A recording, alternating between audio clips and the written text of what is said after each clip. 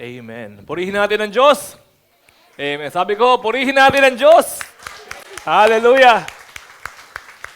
Purihin ang Panginoon ngayong umagang ito at talaga naman pong alam ko na handa na po ang puso natin para hindi lamang ho makinig sa Kanya kundi ibigay po ang ating buong pagkatao ngayon pong araw na ito. Samahan niyo po ako, kausapin po natin ang sarili natin at mangako po tayo na tayo po ay sama-sama na magkikinig at susunod sa Kanyang salita. Samahan niyo po ako.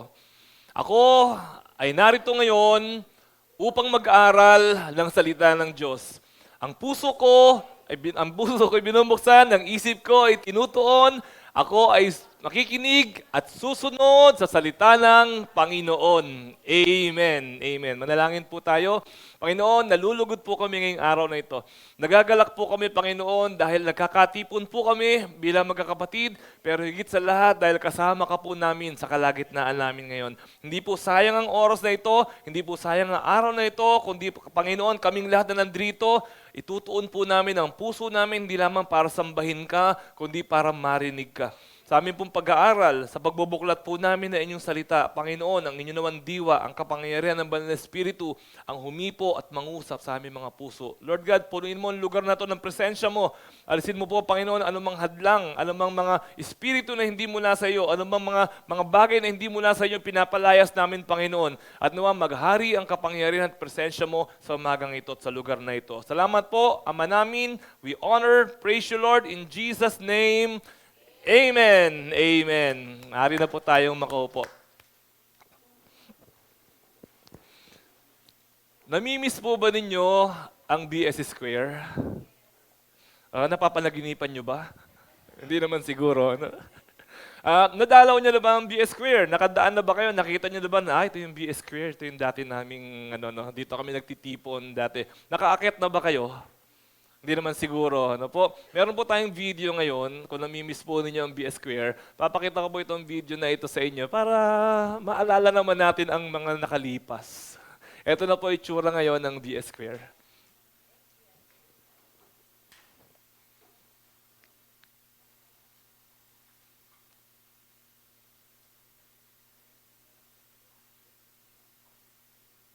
Ano ang nararamdaman ninyo?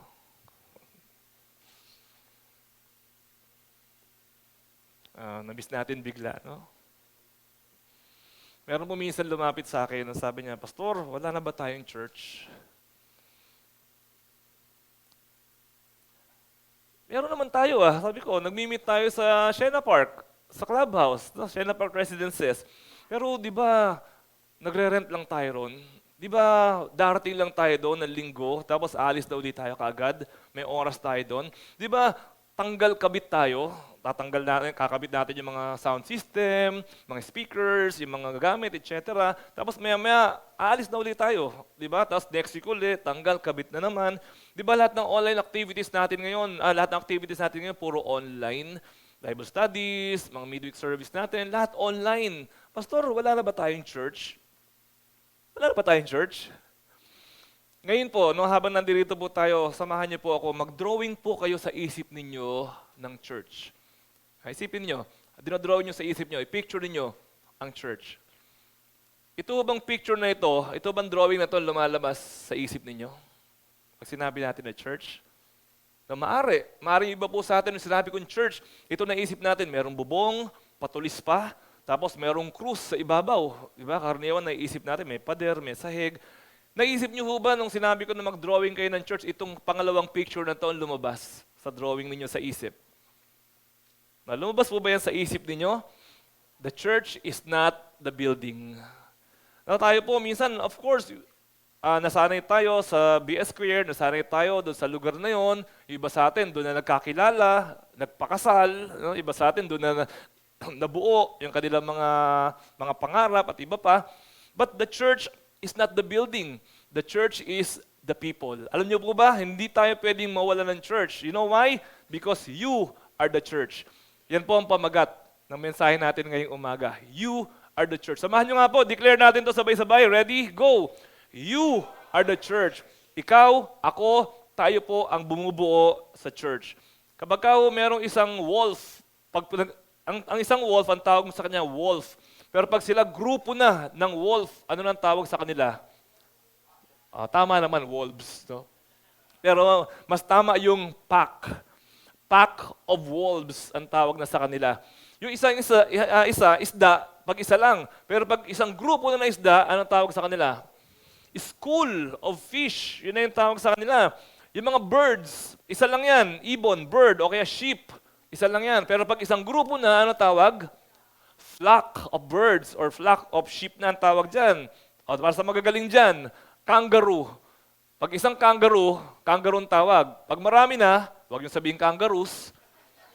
Pag marami na, troop.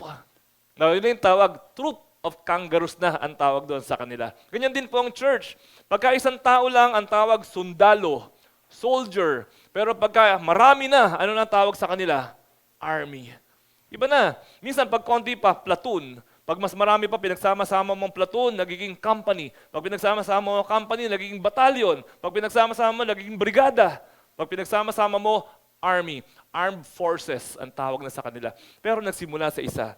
Now, pag isa lang, ang tawag mo, Christian. Pag marami na, buo na, ang tawag mo, huwag niyo sabihin Christians, unahan ko na kayo. Pag pinagsama-sama mo na, church na ang tawag sa kanila. Eh, itong sama-samang church na ito, nasa ilalim ng punong mangga. Church pa ba yon? Oo. Itong church na ito, nasa garahe. Oo. Alam niyo po ba nung unang panahon kung saan nagtitipon ng mga church? Ang church, sa sementeryo. Oh, iba sa atin, baka ng ilan narinig yan. Pero totoo po yan. Nagtitipon-tipon po sila sa catacomb na tinatawag. Sa ilalim ng lupa, yun po ang sementeryo. Public cemetery. Doon po nagtitipon-tipon ang church. Because the church is not the building. The church is you. The church is me. Ang problem po, doon sa unang drawing natin kanina, balikan lang ho natin yung unang drawing natin. Ang problem po sa unang drawing na yan, we know, ano ang pinapakita niya? Pag sinabi na ito ang church, anong pinapakita niya? Ano ang nagko-conjure na image sa isip mo? Anong words? Naiisip mo tuloy that the church is a building. Di ba? Naiisip mo na ang church ay isang organization. O naiisip mo na ang church ay isang activity, isang event. Naiisip po natin yan. Pero ang totoo po talaga, the church is you and me. Although alam naman po natin yan, hindi naman po natin first time narinig yan na ang church ay ang tao. Pero hindi niyo ba napapansin, minsan kapag nagkauusap-usap po tayo, paano natin ginagamit sa sentence yung word na church? How do you use that in a sentence? Sabihin mo, lumipat tayo rito, no? Ang ganda ng church nyo. Ano ibig sabihin nun? Tao ba? Hindi. Di ba? Maaaring sabihin mo, ang gaganda ng mga ushers nyo. O yun, tao yun. Pero pag sinabi nyo, ang ganda ng church nyo, puro salamin. Di ba? So you're referring to the building, the physical structure. So mali na yung gamit natin ng church. Hindi naman sa mali, pero hindi yun ang bullseye na gamit ng church. Pag tinanong po natin, anong oras magsisimula ang church? Paano mo siya ginamit? Di ba? Ginamit mo siya as an activity, as an event. Doon mo siya ginamit kasi merong oras. At kapag ka sinabi mo, halimbawa, anong church ka nag-a-attend? So ginamit mo na ngayon siya as a religious organization. Although, tama rin naman yung mga yon, pero hindi yun ang perfect, hindi yun ang bullseye na pagkakagamit talaga ng word the church. Because I have been saying, the church is you and the church is me. The church is the people. Now, eto naman po yan. Kung ang church ay ang mga tao, are you part of that church? Kasi kung ang church ay mga tao, may mga tao din naman sa labas nagsuswimming. Is that the church? Hindi. May mga tao doon, siguro, nagbe-birthday, nagiinuman. Is that the church? Hindi. So what makes us the church? Pag sinabi natin na, ang church, tao, kami yun, paano mo nasabi nakasali ka doon? Pastor, nakaupo ako dito nakikinig ako, umattend ako. Ibig ba sabihin, church ka na? Kasali ka na sa church? Titignan po natin yun ngayong umaga. How do you know? Sino ba ang mga tao na masasabi na bahagi nitong church na ito? Please read with me mga Gawa, chapter 2, verse 41. No? Ito po ang sinasabi. Kaya't ang mga naniwala sa ipinangaral niya ay nagpabautismo at nadagdagan ng mga alagad ng may 3,000 katao ng araw na iyon. So, pag tayo po nagbabasa ng Bible, pag tayo po nag-aaral ng sermon, samahan niyo po ako lagi na tumutok sa mga words na ginagamit natin. Kasi pag nagse-sermon po ako, hindi po ako lumalayo sa mga words na ginagamit po nung verse para po mas madali po natin siyang maintindihan. Dito po sa verse na ito, meron po siyang description. Sino ba yung mga tao na kasali talaga doon sa church na tinatawag natin na hindi building, kundi mga tao. So, sila daw yung mga, basahin ko uli ang mga naniwala sa pinangaral niya ay nagpabautismo at nadagdagan ang mga alagad ng may 3,000 katao ng araw na iyon. What is the composition of the church? Nagsimula lang po ang church noong Pentecostes. Noong time ni Jesus, wala pa ang church. Sabi ni Jesus, upon this rock, I will build my church. Wala pang church, kasi I will build pa lang. Pero ang church po talaga nagsimula noon pong bumaba ang Holy Spirit, sa dilang apoy, ayan, tinatawag po na araw ng Pentecostes. Ito po yung unang araw na nagkaroon ng church. Walang building, walang organization, walang event, pero merong church. What is the composition of the church? Sino ang mga tao na bahagi ng church? According po sa verse na binasa natin, unang-una, sila po yung mga nakikinig at naniwala sa pangangaral ng salita ng Diyos. Okay, ulitin ko, sino ang church? Yung mga nakikinig at naniniwala sa pangangaral ng salita ng Diyos. Tignan mo nga ang katabi mo kung nakikinig o natutulog. Pag siya ay nakikinig, check. No, kasama na siya doon sa tinatawag na church. So, 4 po itong tinignan natin. No? Pag yung katabi mo nakikinig, okay, check na siya doon. Pag yung katabi mo ay nagse-cellphone, question mark muna. Hindi X. No? Huwag agad X. Question mark muna. Uy, ba't di ka nakikinig? Ba't ka ba nagpunta rito? Para ba mag-cellphone? Ba't ka ba nagpunta rito? Para mag-chat, mag-messenger, mag-Facebook? Pwede mo namang gawin yan kahit sa baba o kahit sa labas. Huwag mo na dito gawin yan. No, pastor, baka may mga mag-PM sa akin Hayaan mo na muna siya. 45 minutes lang itong sermon natin na ito. Antayin mo siya mamaya. Makakapag-antay naman siguro yan. Maliban na lamang kung life or death yan. Pero kung hindi naman life and death yan, antayin mo lang. No, i-mute mo lang muna or i-airplane mode mo lang muna. Makinig po muna tayo ng Word of God. Minsan po kasi nakakalungkot, merong mga umattend ng church as an event. Pero paglabas ng event na yon, which is the church, pag tinanong mo, tungkol ba saan yung sermon? Ano sasabihin sa'yo? Hindi ko nga rin naintindihan Tungkol ba saan yung sermon? Tungkol sa Diyos, magpakabait daw tayo. Of course, lagi na lang naman ganun yung sermon natin Tungkol sa Diyos, magpakabait tayo. No, baka mamaya, paglabas natin dito, tungkol saan yung sermon ni Pastor nung Sunday? Tungkol daw sa iglesia ni Cristo yata. Ewan ko. No, baka mamaya kung ano na yung napakinggan natin. We become a church when we come together para po pakinggan at pag-aaralan ang salita ng Diyos. Pag nagpunta po ako dito, dumating po kayo at ikinuwento ang love life ko, kinuwento sa inyo ang buhay ko, hindi ho tayo nakinig ng salita ng Diyos, hindi ho tayo naging church ngayong umagang ito. Kaya importante po na pinapag-aralan natin is the Word of God at nakikinig po tayo sa pangangaral ng Word of God. It is then that we become a church. So importante po na when we come together, as I've said, nakikinig at naniniwala at because of that,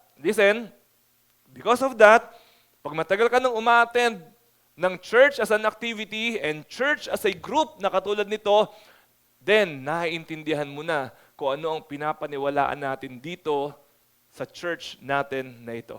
No, pag ginamit ko yung word na church, kayo na bahala maglagay. Ano ba yung binabanggit ni Pastor? Building ba? Organization ba? Event ba? O tayo as a church? No, medyo talagang kayo na bahalang mag-shoot kung saan siyang bulsa. So, ano ba ang pinapaniwalaan ng church natin na ito? Matagal na ba kayong Christian? Meron ba rito mga 20 years ng Christian? O, tingin ko naman, meron na. Meron dito mga bagong Christian din.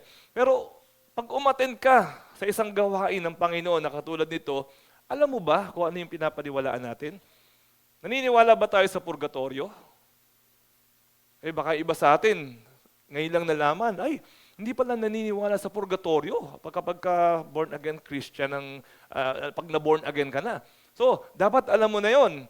No? O kung hindi mo pa man alam yon, well, maybe hindi pa natin napagdaanan yon, hindi pa natin naituro dito. Pero sa mga Bible studies natin, naituturo naman natin yan. Naniniwala ba tayo sa mga pamahiin? Yes or no?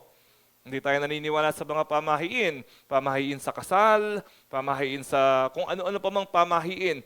Nagwawalis ba kayo paggabi? Hindi nyo alam ang sagot nyo. Yung iba gumaganon. Di ba? Minsan marami tayong pamahiin. Magbabayad na sana ako ng utang sa'yo, kaya lang gabi ngayon eh. Hindi ako naglalabas ng pera kapag kagabi. Minsan tayo ay naiipit na mga pamahiin na yan. Pero bilang Christian, hindi na tayo naniniwala sa pamahiin. Naniniwala ba tayo na ang Christian ay napoposes ng evil spirit? Hindi na. Diba? Nakukulam. Hindi na, hindi tinatablan. Ito ho yung mga pinapaniwalaan natin na kumbaga mga maliliit na detalye. Pero siyempre, naniniwala tayo sa Bible, di ba?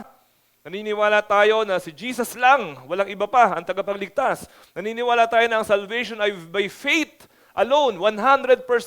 At naniniwala tayo na grasya ng Diyos, biyaya ng Diyos, habag ng Diyos, binigay lang sa atin ng Panginoon. Yun yung mga major na pinapaniwalaan natin. Pero meron pa rin tayo mga minor na nakikita po sa atin. For example, okay lang ba sa atin na tayo ay maglasingan pagkatapos ng gawain natin? So, naniniwala tayo na hindi. No, hindi na mga doktrina yan, kundi yan po ay mga kultura at yan po ay mga ano na natin, no, disiplina bilang mga Kristiyano.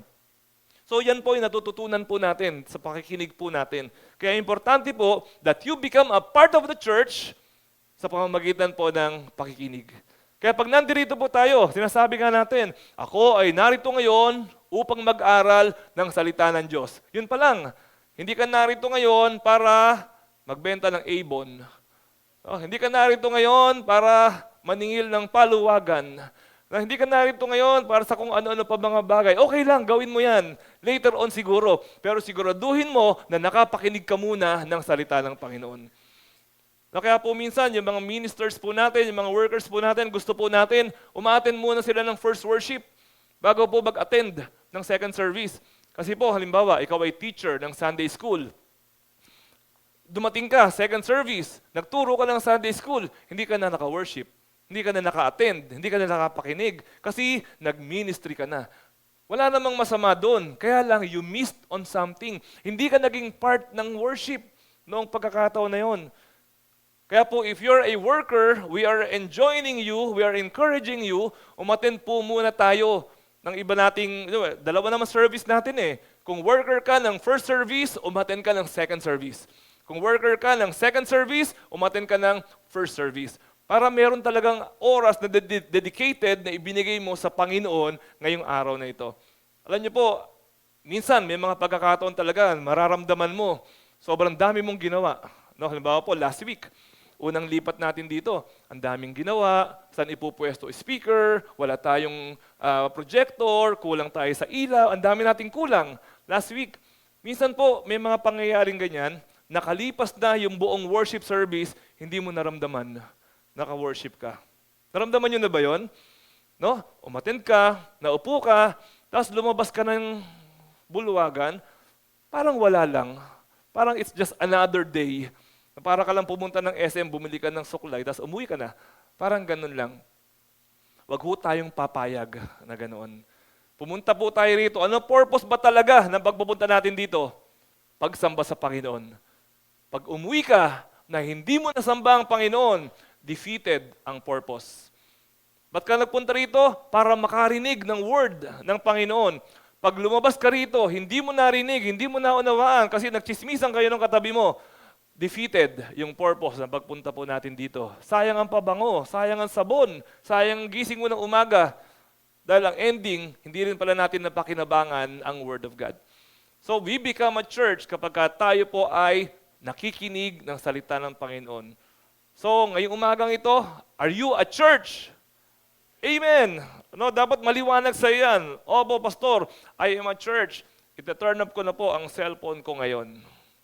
Diba? Dapat maliwanag po sa atin yan. So, know what you believe in. Or know what we believe in as a church. Dapat po maliwanag yan. Ito ang pangalawa, medyo controversial. Sino ang mga tao na bahagi ng church? Pangalawa, sabi sa binasa natin, huwag kayong magalit sa akin. Sabi sa binasa natin, yun daw mga nagpabautismo. Uy, ano ba yan, pastor? Paano ba yan? Hindi pa ako nagpapabautismo. Takot nga ako maligo bautismo pa. Lamig-lamig ngayon. So sabi niya rito, di ba, kaya't ang mga naniwala sa ipinangaral niya ay nagpabautismo at nadagdagan ang mga alagad ng may 3,000. Ano ba yung bautismo muna? Bago natin iutos na kailangan magbautismo lahat, bago natin sabihin yan, ano ba yung bautismo ng kapanahonan nila? At ano po ba ang katumbas nitong bautismo ngayon sa kapanahonan natin? No, yung pong bautismo ay bahagi po ng kanilang kultura, marami yung katuruan. Marami silang katuruan. May mga Pariseo, isang katuruan yan. Saduceo, isang katuruan yan. Mga Essenes, isang katuruan na naman yan. Yung mga kung ano-ano pa, mga Zilot. Marami po silang kanya-kanyang katuruan.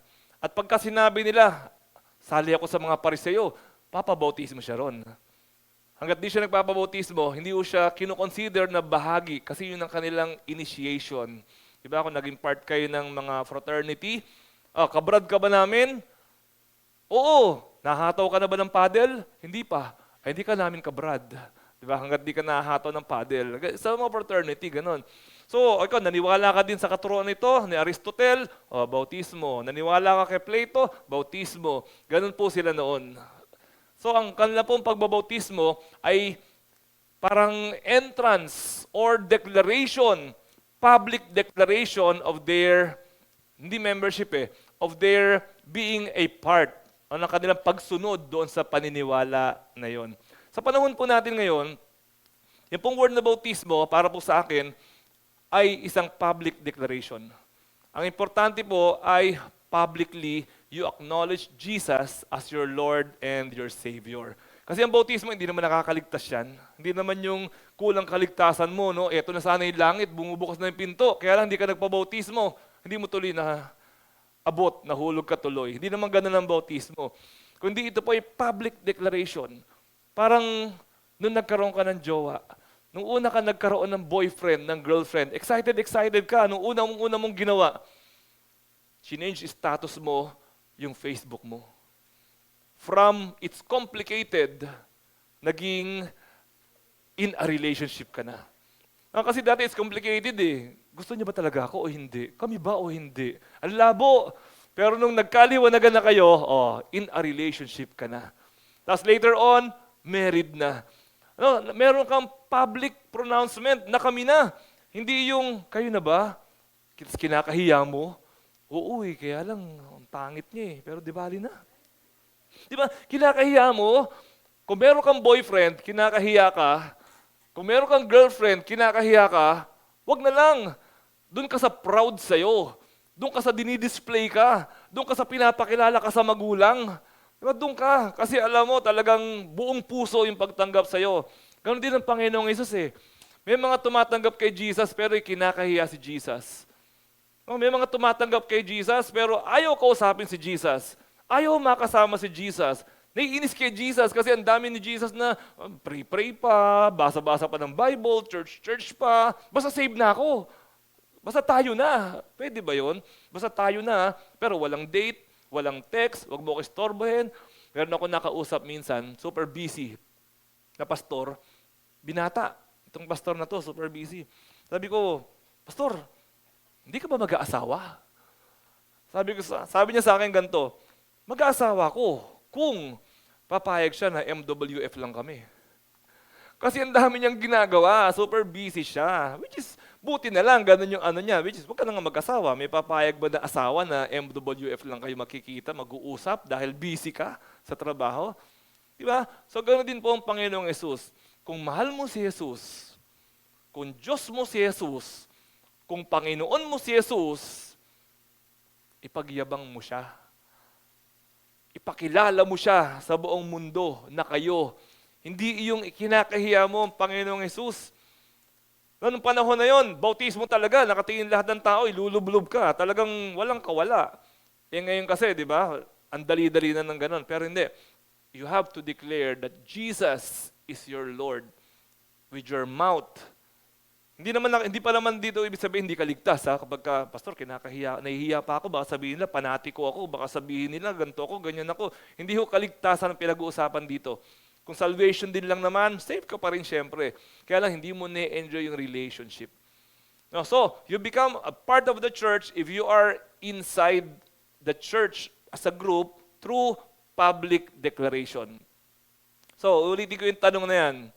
Hindi nyo naman kailangan sagutin. Kinakahiya mo ba sa mga kaibigan mo na sabihin na ikaw ay na-born again na as a Christian? Pag ang sagot mo dyan, 75% nahihiya pa ako. Ibig sabihin nun, hindi pa ganoon kabuo yung iyong, well, ayoko na, syempre, no judgment naman, no? Pero ibig sabihin, hindi pa talaga siya mailabas, hindi mo pa siya maibulgar. Ibulgar mo si Jesus sa buhay mo. And then, pag binulgar mo si Jesus sa buhay mo at sa lahat ng tao, then alam mo talaga, party ka talaga ng katawan ng ating Panginoon. So, pero pastor, yun naman pala, public declaration. Kailangan pa ba ng baptism? Yes. Kailangan pa ng bautismo. Bakit? Para maligtas? Hindi para maligtas. Again, public declaration. Parang kasal yan eh. Mahal mo ba yung asawa, yung boyfriend mo? Oo. Papakasalan mo ba? Hindi. Ano yun? Akala ko mahal mo, ba't ayaw mong pakasalan?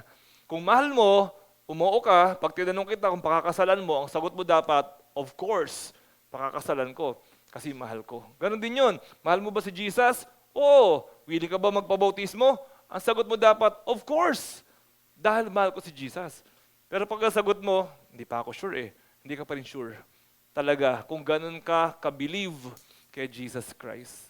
So, maliwanag po yan mga kapatid. Hindi ko sinasabi na pag hindi ka baptize ay hindi ka kasali o ganto ka o ganyan ka. Ang sinasabi ko lang po, pag hindi ka baptize, baka maski ikaw sa sarili mo, hindi ka pa sigurado. Kung gusto mo talaga na maging follower ni Jesus Christ. That is the public pronouncement that Jesus is your God and your Savior. Maliwanag po. Maliwanag. Pangatlo. Paano malalaman, no, yung composition? Sino ang mga tao na bahagi ng church? According po rito sa binasa natin, yung mga nakikiisa sa kilos ng church. Siyempre, no, sabi rito, nagpabautismo sila at nadagdagan ang mga alagad ng may 3,000 katao ng araw na yon. Ano kayang ginawa nitong 3,000 katao na ito? Siyempre, pag yung church, sinabi ng church na, meron tayong fellowship dito, sa ganitong lugar. Itong 3,000 katao na to, kasama na sila doon. Part na sila ng church ng Panginoon. Kasama na sila sa kilos ng Panginoon. Pag sinabi nitong ni Pedro, halimbawa, meron tayong prayer meeting, kasali sila doon. Meron tayong evangelism, kasali sila ron. Meron tayong ganito, kung hindi man nila kaya lahat, pero bahagi sila ng ibang mga gawain ng church. Kung hindi man buo na gawain ng church. Kasi paano ka naging bahagi ng isang katawan kung tayo naman pala ay hindi nakikiisa. Yan nga yung word na nakikiisa eh. Meron nakikisangkot. Ibig sabihin, sangkot ka lang, hindi ka naman talaga kasama. Meron mga nakikisama, nakikisabay lang, pero meron nakikiisa. Naging isa na kayong dalawa. Yun po ibig sabihin nun, nakikiisa po tayo sa gawain ng Panginoon dito po sa church. Pwede ba na ikaw ay enrolled? Ikaw ay member ng isang school, ng isang klase. Pero pag may assignment, hindi ka gagawa ng assignment? Pwede ba na pag sinabi ang pasok natin, alauna bukas, hindi ka papasok ng alauna? Kasali ka dun eh. So ganun din po tayo mga kapatid. Kung tayo po ay bahagi ng iglesia ng Panginoon, then tayo po ay kasamang kikilos kung saan man po ang galaw ng iglesia ng Panginoon. That's why we are encouraging everybody, kung wala pa ho kayong ministry, dito po sa church natin na ito, hanapin po natin kung saan kayo inilalagay ng Panginoon na ministry dito po sa church natin na ito. I'm sure meron. Kahit po Bible study, meron tayong Bible study na inilalagay sa lahat ng bahagi nito pong mga barangay sa paligid natin. Maliban na lang kung hindi ka taga dito sa area na to, wala tayong Bible study sa lugar ninyo. Pero kung taga rito po kayo, meron po tayong inilalaan na Bible study para po sa inyo. Be a part. Kasi po itong Sunday po natin na ito, look, Sunday, gaano kakapal ang Bible? Ang kapal ng Bible. Palagay nyo ilang Sundays bago natin ma-sermon lahat yung laman ng Bible na yan. 52 Sundays lang po sa isang taon.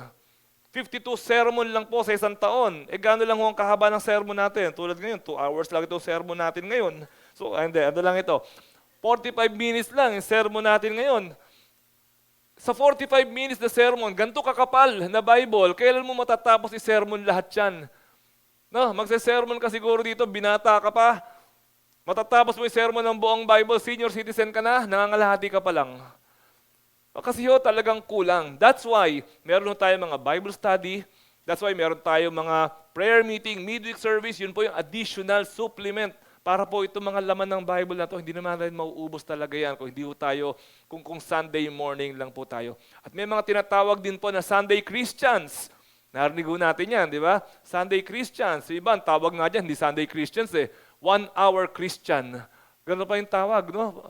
Kasi yung buti ko Sunday Christian, buong Sunday Pero hindi, 1 hour Christian. Ganun pa yung tawag. So hindi po pwede yung ganoon. Kailangan ho natin na maging mas seryoso sa atin pong pagsunod sa ating Panginoon as a church. Okay, so yun po yung pangatlo natin. Tuloy lang ho natin ang pagbabasa natin. What happens in church? Acts 2:42. Okay, look at the words again Inilaan nila ang kanilang mga sarili upang matuto sa turo ng mga apostol. Magsama-sama bilang magkakapatid, magsalo-salo sa pagkain ng tinapay at manalangin. Look at the word na unang-unang ginamit dyan. Inilaan. Inilaan nila ang kanilang mga sarili. Look at those words. Ang bigat nitong word na yan. Have you ever, hindi ko alam ginamit sa English dito, no? Pero yun nga, sa Tagalog, inilaan. Ano bang mga words ang pwede mong gamitin na yan din ang ibig sabihin, inilaan? I-dedicate, ikinumit, itinalaga, ifinokus, ibinuhos, ibinigay. No? Yan daw po ang kanilang ginalawa. Ifinokus nila ang kanilang sarili. Ano po ibig sabihin yan? Commitment. Yan po ang isa pang nagpapakita na tayo po ay bahagi ng church. Meron po tayong commitment. No, merong mga commitment. Commitment saan? Commitment saan? Okay, next slide.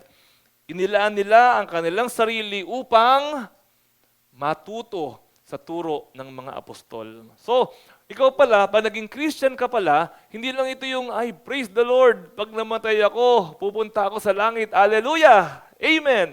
Hindi lang pala yun ang Christian. Sina Pedro, pupunta sila sa langit pag namatay sila. Yung mga apostol, pupunta sa langit yan pag namatay sila. Yung 3,000 na bagong Christian, pupunta sa langit lahat yan pag namatay sila. Pero, inilaan pa rin nila ang kanilang mga sarili upang matuto. Meron talagang kailangang pagkakausap sa sarili. Kailangan matutunan ko itong Bible na ito. Ito si Jesus di ba? Pag meron kang mahal na isang tao, gusto mo matutunan lahat tungkol sa kanya. Ano birthday niya, saan siya pinanganak, sino magulang niya, ano hobbies niya. Gusto mo matutunan lahat sa isang tao pag interesado ka sa tao na yon. Ganoon din po tayo bilang Christian. Sina Pedro, pupunta sila sa langit, pero inilaan pa rin nila ang kanilang mga sarili upang matuto, which is what we call discipleship. Natututo, natuturuan, nate-train, nag-grow. Pag umattend po tayo ng church, lalo na po nitong church natin, kasi ang goal po talaga natin dito, lahat po tayo hindi a-attend lang. Remember, nakalagay po sa atin dati sa BS Square, every member a discipler. Ang goal po natin, pagka humila ka ng isang member, yung nahila mong member na yun, either siya ay dinidisciple o siya ay nagdi-disciple. Yun po ang goal natin. Kasi po, kung pupunta lang ho tayo para umattend, madali lang yun Pwede mong gawin sa birthday yun, pwede mong gawin sa concert yun, pwede mong gawin sa sine yun. Ang dali lang ho yun Hindi lang yun talagang pumunta tayo, may purpose po tayo. At ang purpose po natin, ilaan ng sarili upang matuto, discipleship. Kaya lahat ng pwede natin matutunan, attendan natin. Midweek service, attendan natin. No? Men, women, youth, attendan po natin yan. Kasi natututo po tayo talaga dyan at madidisciple po tayo dyan sa mga gawain po na yan. Next, inilaan ang kanilang sarili upang matuto sa turo ng mga apostol. Ano pa? Magsama-sama bilang magkakapatid. Nakalaan din ang kanilang sarili para magsama-sama bilang magkakapatid. So ano po ibig sabihin niyan? They have commitment to love one another. Isa po sa commitment nila yan, magkasama-sama. Alam niyo po, minsan ang mahirap pag pinagsama-sama, nag-aaway-away. Minsan mahirap pagsamasamahin yung mga tao eh. Pagka ganito lang, ang babait lahat eh. Ang bait, yung katabi niyo ang bait. Ang babait lahat niyan. Pero kapag subukan mo, magsama kayo ng out of town, mga 3 days, malalaman mo, nako, ito pala, nakikigamit pala ito ng shampoo ng may shampoo. Ito pala, yung palang una nito, hindi nilalabhan. Ito pala. Makasama mo, na 3 araw, makikita mo na pag naghubad pala siya, yung gamit pala niya nakakalat, iba pala siya sa'yo. Pag nakasama mo talaga yung tao, iba talaga. Pero bilang mga anak ng Panginoon, as a church, we love one another. Alam niyo po, isa yan sa pinakamahirap na inutos ng Panginoon. Love one another. Akalain mo, love your enemies, ang utos ng Panginoon. Ano pa utos niya? Love the unlovable. Yan ang utos ng Panginoon. Ang hirap. Pero tayo po, sabi sa Bible din naman, mali yun naman sabi sa Bible, makikilala ng lahat na kayo ay mga alagad ko kung nagmamahalan kayo. So, nakalaan ang kanilang mga sarili upang magsama-sama bilang magkakapatid. Kasama po yan sa ministry po natin bilang church. Tuloy po natin, upang magsama-sama bilang magkakapatid, magsalo-salo sa pagkain, yan. Diyan tayo magaling. No? Na magsalo-salo sa pagkain na yan ng tinapay. At manalangin, yung susunod. No? Yung magsalo-salo ng tinapay, ibig po niya sabihin, worship. Kasi yan po yung kanilang paraan ng pagsasama-sama and pag-worship kay Jesus bilang Panginoon na nabuhay muli at babalik. Yun po ang nire-remind nila dyan. So yung kanilang communion bilang part ng worship po nila yan. So kasama rin po yan sa kanilang commitment, worship at prayer. So if we say that we are part of the church, ito ang mga nabanggit po natin kanina na lahat na ito. Nakikinig tayo, meron tayong public declaration, nakikiisa tayo, may commitment tayo. At saan po ang commitment natin? Commitment sa discipleship, commitment sa pag-ibig, commitment sa worship, at commitment sa prayer. At kapag ginawa po natin lahat ito, mga kapatid, pagka ang isang church talaga ay nagkaroon po talaga ng commitment sa pagsunod sa Panginoon, ano kaya ang resulta? Nasa verse 43 ang resulta. Basahin ho natin. Dahil sa maraming himala at kababalaghang ginawa sa pamamagitan ng mga apostol sa Jerusalem, naghari sa lahat ang takot. Uy, takot. Ano yun? Kinatakutan sila? No, ang ginamit po dyan sa English ay everyone was filled with awe. A-W-E. Anong Tagalog ng awe? Paghanga. Yung daw pong church na yon ay hinangaan. No, yung mga nakapaligid sa kanila, may takot pero may paghanga. Para pong tatay mo, para magulang mo. May takot ka sa magulang mo, pero may paghanga ka sa kanya, pero may pagmamahal ka sa kanya, pero may takot ka. Diba? Takot ka na magalit siya, takot ka na ganito siya, pero mahal mo siya, pero humahanga ka sa kanya. Nagkaroon po ng ganung uri ng respeto. Yung pong mga New Testament, mga tao doon sa New Testament church, nagkaroon ng ganung uri ng respeto. Kasi nakita po nila kung paano magmahalan, nakita po nila yung mga ginawa ng Diyos, yung po nakita po nila ang pagkilos ng church. At yan po, as I have said, you are the church. Tayo ang church. Minsan po nakakalimutan natin, ito nga pala yung direksyon natin. Ito nga pala yung pinapagawa ng Panginoon sa atin. Kaya importante po na itong pinag-aaralan po natin ngayon sa pagtungtong po natin, ngayon po 2024, ma-renew, ma-refresh po tayo. This is the mission of the church. This is the meaning of day-by-day bikutan. Our function, Acts 2:44, nagsama-sama ang lahat ng sumasampalataya at ang kanilang mga ari-arian ay itinuring na para sa lahat. Ipinagbili nila ang kanilang mga ari-arian at ang napagbilhan ay pinamahagi sa bawat isa ayon sa kanyang pangailangan. Andyan po yung sharing, andyan yung caring, andyan yung love, andyan yung unity. Anong meron sa church? Love for one another. Pagmamahalan. Verse 46. Araw-araw, Sila'y nagkakatipon sa templo at nagpipira-piraso ng tinapay sa kanilang mga tahanan na masaya at may malinis na kalooban. Nagpupuri sila sa Diyos. Worship, praising God, hindi ho nawawala. It's a vital part of the church. Tuloy po natin ang pagbabasa. At kinalulugdan sila ng lahat ng tao. At bawat araw ay dinaragdag sa kanila ng Panginoon ang mga inililigtas. Kinalulugdan ng lahat ng tao. Sino ba mga nasa baba nalulugod sa atin? Di ba? Ayaw natin na kinaiinisan ng mga tao. Gusto po natin na kinalulugdan tayo ng mga tao. Actually, nakipag-usap po kami kanina, maayos naman yung usapan, merong mutual respect, basta wag lang tayong maingay. Kapag during the time na lalo na yung consecration, tinataas na gano'n, so wag tayong maingay. Kaya po, nagbawas naman tayo ng volume dito po sa atin. Kasi po, meron tayong respect. Gusto natin tayo ay hindi kinakainisan, kundi tayo po ay masasabi na okay naman. Kahit nandyan sila, nandito kami, okay naman. So, maganda po yung ganoon. At yun po yung kanilang paraan ng outreach, preaching, and discipleship making continues. So, dito po sa mga binasa ko na ito ngayon, anong definition ng church? Is it a building? Hindi. Obviously, it is not a building. Is it a program or event? No, obviously not. And is it a religious organization? Hindi lamang po siya ganon. Therefore, what is church? Church is a group of believers who love God, who love people, and who make disciples. This is who we are, mga kapatid. Ito po ang ibig sabihin ng church. Ito po ang ibig sabihin ng day by day bikutan. We love God. Pakita mo ang pagmamahal mo sa Diyos. Sa pag-awit, buong puso, buong isip, buong kaluluwa, buong lakas. Ipakita mo pagmamahal mo sa Diyos. Pero ipakita mo rin pagmamahal mo sa kapwa. Hindi pwedeng paghiwalayin ang pagmamahal sa Diyos at pagmamahal sa kapwa. Minsan nakakahinayang. May mga taong mahal na mahal ang Diyos, pero galit sa kanyang kapwa. Meron mga tao na mahal ang Diyos, pero judgmental sa kanyang kapwa. Meron mga taong mahal ang Diyos, pero chinichismis yung kanyang kapwa. Kapatid, hindi pwedeng paghiwalayin yung dalawang yan. Pag sinabi mong mahal ang Diyos, mahal mo ang Diyos, sasabi ng Panginoon, lahat ng gagawin mo sa Kanya ay sa akin mo rin ginawa. Sa Panginoon din natin ito ginawa.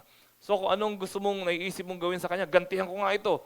Parang ang Diyos ang ginantihan natin. Murahin ko kaya ito, parang ang Diyos ang minura natin.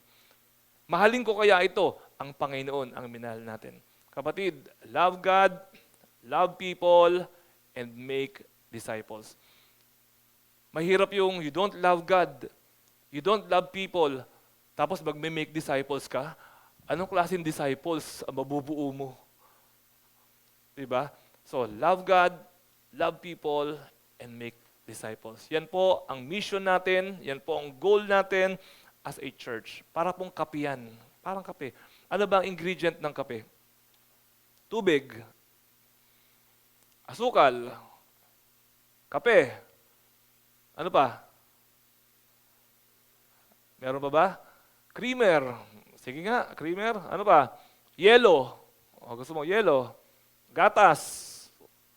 Ano pa? Honey. Kung anong gusto mo ilagay, sige. Almonds. Cashew. O anong gusto mo ilagay, pwede. Dagdagan mo yung kape mo kung anong gusto mo ilagay. Kasi may mga kape ngayon, mga 7-in-1. May mga ganong kape, moringa, malunggay. Kung anong nilalagay sa kape. Pero ang tunay na ingredient ng kape, 3 lang. Ano lang? Tubig, asukal, kape. Yun lang. Pag meron kanyang 3 yan, meron ka ng kape. Dagdagan mo ng creamer. Dinagdagan mo yung creamer, pero tinanggal mo ngayon yung tubig. Meron ka bang kape? Wala kang kape. Dinagdagan mo ngayon siya ng dinagdagan mo siya ng lemon. Tinanggal mo naman yung kape. Meron ka bang kape? Wala kang kape. Dagdag mo lahat ng gusto mo, 7-in-1, 10-in-1, 15-in-1, hanggang 21-in-1. Kung ano man yung ilagay mo sa kape. Kung wala ka nitong 3 basic ingredient na ito, wala kang kape. Yung po mga programs na hawak natin ngayon, ang dami natin nakalagay dyan. Sa likod, Bible study, prayer meeting, midweek service, discipleship, evangelism, care ministry sa cancer. Kung ano-ano po nakalagay lahat dyan. Pero kung wala tayo ng tatlong basic ingredient, love God, love people, make disciples, hindi tayo church. Tayo ay churchan lang. At ang churchan, ang hirap sabihin nun. Ang churchan ay pupunta sa langit-langitan. So hindi ho pwede. So ang church po natin, this is our goal. This is who we are. This is what we lift up to the Lord. This is our calling. This is what we're going to do. Through thick or thin, ito po ang gagawin natin. Dito po tayo huhusgahan ng Panginoon. Dito po tayo susukatin ng Panginoon. If we love God, if we love people, and if we make disciples. Oh, maisip ba natin ang BS Square? Of course, nalulungkot tayo dahil walang BS. Pakita nga natin ulit si BS Square. Of course, we love BS Square. Ang dami nating, nung nagsimula po tayo sa BS Square, ganyan kapangit ang BS Square. Pinaayos po natin, nilagay natin ng tiles, inayos yung lahat-lahat and everything, hanggang umayos na po yung BS Square. Pero ganun pa man po, never forget, BS Square is not the church. You are the church. We are the church. Ikaw ang day-by-day bikutan. Ikaw ang katawan ni Kristo. Kapag ka lumabas ka dito sa bulwagan na ito, bit-bit mo ang day-by-day bikutan, bit-bit mo ang katawan ni Kristo, hindi mo bit-bit ang Siena Park, hindi mo bit-bit ang BS Square, ang bit-bit mo ang katawan ng ating Panginoon. So mga kapatid, the church is not the building, you are the church. So day by day bikutan, let us continue to love God, to love people, to make disciples. Saan man tayo makarating, ilalim man yan ng mangga, doon man tayo magsimba, garahe man yan, saan man tayo dalhin ng Panginoon, hindi nagbabago ang timpla. Love God, love people, make disciples. Manalangin po tayo. Ama namin, maraming salamat po. Ginagawa niyo pong maliwanag kung bakit po kami nandito. Salamat po, Panginoon, dahil nakita po namin ang patuloy na suporta mo, Panginoon, sa ministry na ito, sa group na ito, sa church na ito, Panginoon, as long as we are doing your work, as long as we are doing your goals and the mission that you have given us, alam namin, Lord, we can count on you. Hindi mo po kami pababayaan, hindi niyo po kami ililigaw, hindi niyo po kami, Panginoon, papabayaan na magkaroon ng mga bagay na magsisira, Panginoon, sa aming po mga puso at sa aming mga kalooban. Panginoon, salamat po dahil ginagawa niyo po ng calling na ito, hindi lamang po calling ng isa, kundi calling po namin lahat bilang church. Maging matapat nawa kami, Panginoon, at matupad po nawa namin, Panginoon, ang kalooban mo sa buhay namin at sa ministry na ito. Salamat po, Panginoon. We love you. We honor you, we worship you, in Jesus' name, amen, amen.